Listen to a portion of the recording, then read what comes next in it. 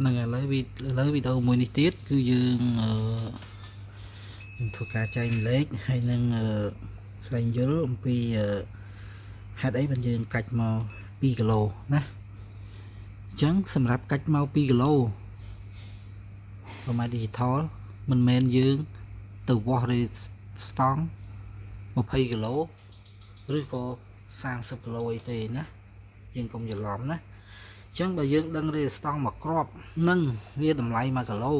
ណាយើងដឹងថានឹងតម្លៃ1គីឡូហើយណាអញ្ចឹងយើងអត់អាចទៅកាច់200អូម៉ានទេណាគឺយើងងាយស្រួលមើលគឺយើងកាច់ត្រឹមតែ2គីឡូបានហើយយើងកាច់20គីឡូក៏បាន200គីឡូក៏បានហើយវាអត់បញ្ហាទេតែយើងកាច់ឲ្យតាមដំណាក់ដំណាក់កាលរបស់វាអញ្ចឹងណាចឹងបើសិនរេស្តង់នឹង1គីឡូកន្លះចឹងយើងកាច់តែ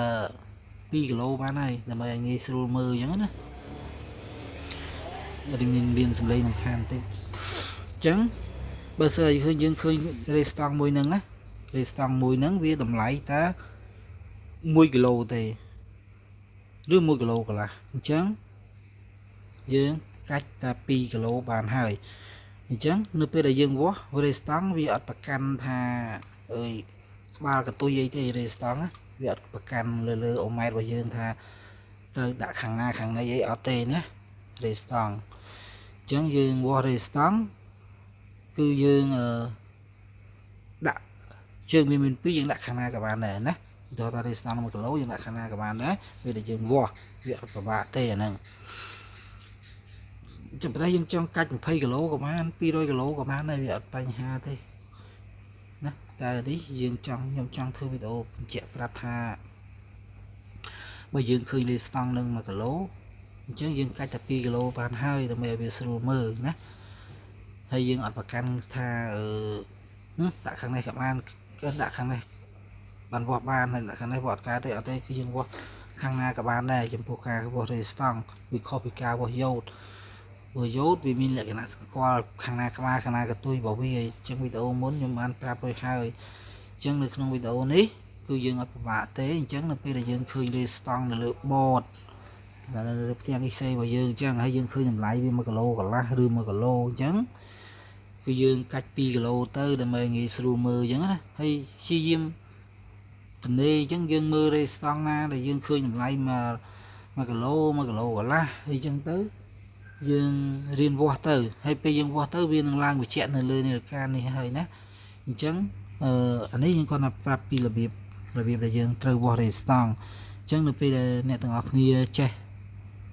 វាស់ច្បាស់លាស់អស់ហើយអញ្ចឹងខ្ញុំនឹងចាប់ផ្ដើមវាស់រេស្តង់បញ្ជាក់ថានេះរេស្តង់នេះតម្លៃវា1គីឡូទេជាមួយខ្ញុំឲ្យមើលអញ្ចឹងវាឃើញប៉ុណ្ណឹងតែបើសិនជា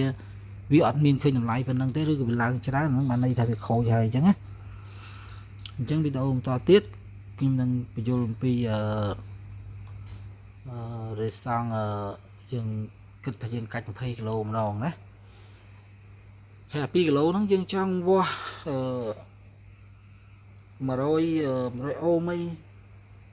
ក៏បានដែរណាហើយ2គីឡូនេះបើសិនជារេស្តង់របស់យើងឧទាហរណ៍ថារេស្តង់របស់យើង330អូមអញ្ចឹង330អូមយើងអាចវាស់200អូមបានដែរមែនអត់អញ្ចឹងបានន័យថាយើងវាស់យើងកាច់ 2k អញ្ចឹង2គីឡូអញ្ចឹង2គីឡូហ្នឹងវាយើងគិតថយក្រោយវិញបានន័យថា2គីឡូ1គីឡូ99 1គីឡូ1គីឡូកន្លះ1គីឡូ50អញ្ចឹង1គីឡូ47ហើយយើងរហូតធ្លាក់រហូតដល់990ធ្លាក់ដល់1គីឡូ999អូមអញ្ចឹងធ្លាក់រហូតយើងអាចវាស់តម្លៃបានអញ្ចឹងរហូតអញ្ចឹងកុំឲ្យច្រឡំថាកាច់200អូមយករេស្តង់ហ្នឹងខ្ញុំមើលឃើញថាតម្លៃរបស់វា330អូមអញ្ចឹងទៅខ្ញុំកាច់200អូមមិនត្រូវអត់ត្រូវទេអញ្ចឹងយើងកាច់2គីឡូណាអញ្ចឹងក្នុងចន្លោះហ្នឹងណាអញ្ចឹងបានន័យថាចាប់ពី200អូមរហូតនិយាយទៅអូមក៏យើងវាស់បានដែរអញ្ចឹងអា 2k ហ្នឹងយើងគិតថាយើងវាស់ចាប់ពី200អូមឡើងទៅលើទៅបើរេស្តង់នឹង200អូមរហូតយើងមើលតម្លៃថារេស្តង់នឹងឧទាហរណ៍រេស្តង់វាមាន200អូម300អូម400អូមអញ្ចឹងទៅឧទាហរណ៍ណាអញ្ចឹងយើងកាច់ 2k ទៅណាកាច់2គីឡូទៅយើងវាស់ថយយើងវាស់គេវាស់កំណត់មកក្រោមវិញមិនមែនវាស់2គីឡូវាស់3គីឡូ4គីឡូអីអត់ទេណាទៅយល់អញ្ចឹងណា ចឹងវីដេអូបន្តទៀតខ្ញុំនឹងបញ្យល់អំពី20 គីឡូនឹងម្ដង